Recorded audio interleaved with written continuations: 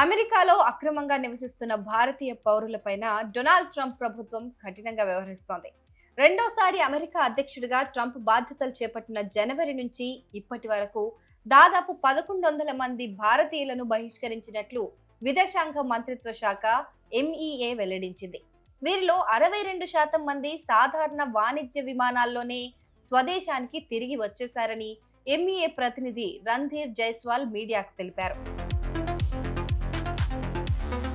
జైస్వాల్ మాట్లాడుతూ అక్రమ వలసలను అరికట్టే విషయంలో భారత్, అమెరికా మధ్య బలమైన సహకారం కొనసాగుతుందని స్పష్టం చేశారు.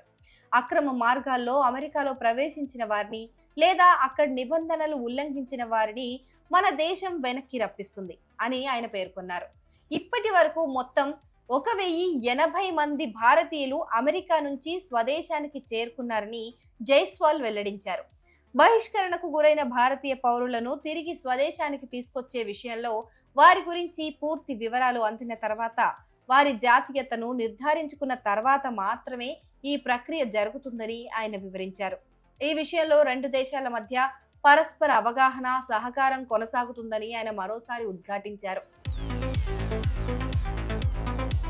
ఇటీవల అమెరికా ప్రభుత్వం విద్యార్థి ఎఫ్ వీసా, F1 వీసా, వృత్తిపరమైన ఎం వీసాలు అండ్ ఎక్స్చేంజ్ విజిటర్ జే వీసాల దరఖాస్తులపైన కఠినమైన మార్గదర్శకాలు అమలు చేయాలని చూస్తున్నట్లు వచ్చిన నివేదికలను కూడా జైస్వాల్ ప్రస్తావించారు.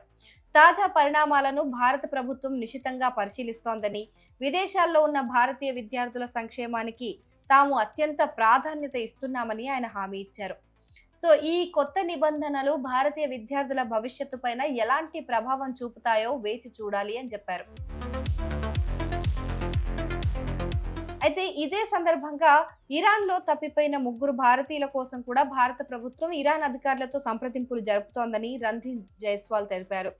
ఈ 3 కుటుంబ సభ్యులకు విదేశాంగ మంత్రిత్వ శాఖ అన్ని విధాలుగా సహాయ సహకారాలు అందిస్తోందని, వారి ఆచూకీ కనుగొనేందుకు ప్రయత్నాలు కొనసాగుతున్నాయని ఆయన వివరించారు. ఈ 3 ఎప్పుడు ఎక్కడ తప్పిపోయారు అనే వివరాలు మాత్రం ఇంకా వెల్లడించలేదు.